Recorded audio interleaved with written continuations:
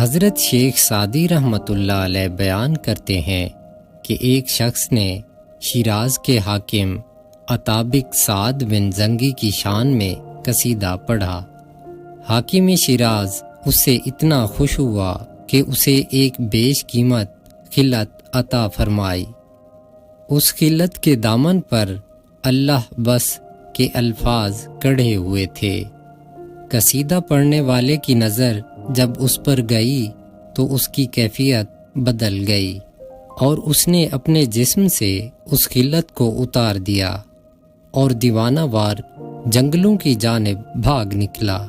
جنگل میں اس کی ملاقات درویشوں کی ایک جماعت سے ہوئی۔ درویشوں نے جب اس کا حال سنا تو حیران ہوئے۔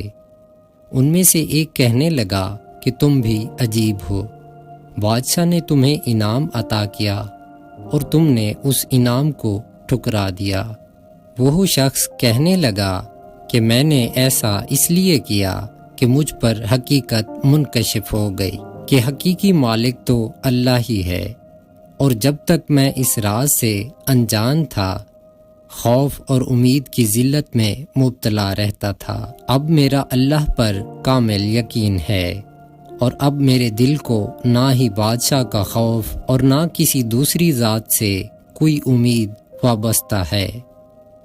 ناظرین و سامعین، حضرت شیخ سعدی رحمۃ اللہ علیہ اس حکایت میں بیان کرتے ہیں کہ اللہ پر کامل یقین کے ذریعے ہی انسان تمام مشکلات اور پریشانیوں سے بچ سکتا ہے۔